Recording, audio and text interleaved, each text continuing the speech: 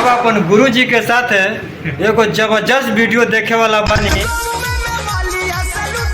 हमनी के से मजा ज्यादा ये बुढ़वा ले तरह सो।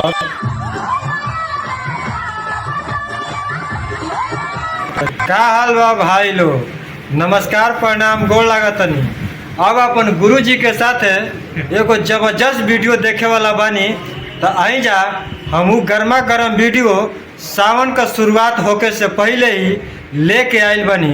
तो हमनी के से मजा ज़्यादा ये बुढ़वा ले तरह सब। आई बुढ़वा देखी कितना जबरदस्त मजा ले तरह सब। हम अभी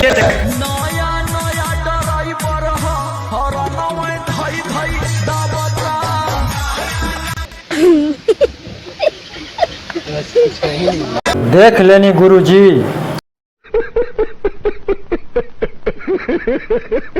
इहे हाल बा जमाना के। बुढ़ौती में यदि पेंशन मिली तो इहे हाल हो।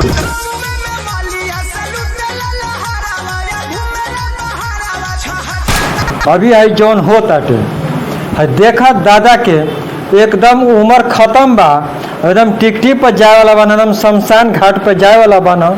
लेकिन ये दादा के अब वहीं उतने जोश बा।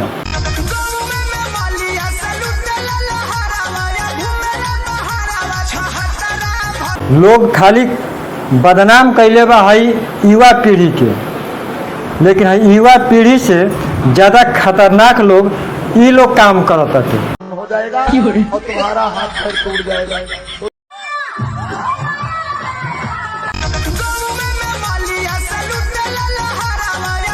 ना भाई हम कहतनी कि वीडियो देखे से पहले जमाना पलट काहे नहीं जात, मतलब ये दुनिया काहे नहीं के पलट जा।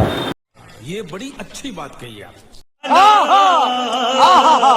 देखत रह अगर ये लड़का सन वीडियो देखी हसन तो का सोची हसन और का करी हसन।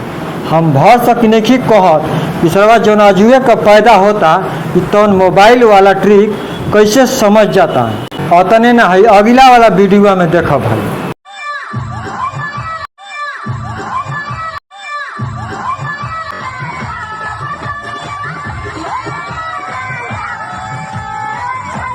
देखा तोरा दादा के बैगन जैसे बुझाता कि दशहरिया आम पागिल बनन, वैसे एकदम ही चूस घलियन, ऐसे हवा के एकदम धरत रह ना। हम मतलब झूठ कहतनी है वीडियो में देखा भाई, पहले देखा ओकरा बाद तू कही।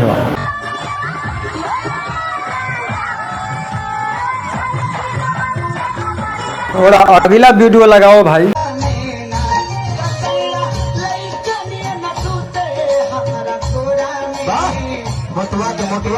ऐसन सुविधा आ ऐसन समाज ऐसन सुविधा ऐसन है मुलायम मुलायम हाथ के रोटी खाए के मिली तो कवन बुढ़वा के मरे के मन करी न। ई कुल असर बाटे कुल सरकारी पेंशन वाला के।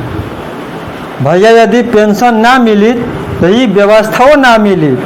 तो यही से हम कहत रही कि जवानी भर जवानी कमा और बुढ़ौती में पैसा बिटोर के रखो। यदि बुढ़ौती में पैसा रही तो हैसन हैसन सामान के लाइन लगा रही भैया। पैसा ही पैसा होगा। यानी हई बुढ़ऊ मलदहिया आम चावे का फेरा में बना तो यानी हई भौजी का करे का फेरा में बिया। एकरा तो बात कुछ समझे में नहीं खे आवत। ये पुरवा के हवा में और गंगा जैसन लहर में सावन के महीना में ए भौजी ई का तू अपन जवानी लहरा के बतावल चाहत रू। जवन बतावे के बा तवन खोल के बतावा, इतना गुमसुम काहे पड़ल बलू।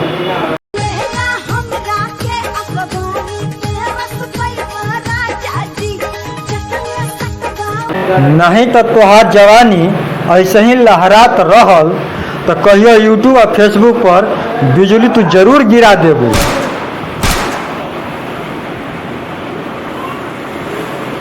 तो भाई हो ये भौजी के जवानी और बाबा के मलदहिया आम कैसन लागल। अगर अच्छा लागल होखी तो कमेंट बॉक्स में जरूर कुछ न कुछ लिखी हो। आज चैनल पर नया वाला तो सब्सक्राइब कर लो भाई, पैसा ना लगेला। फिलहाल दो इजाजत, नमस्कार, प्रणाम, गोड़ लागतन।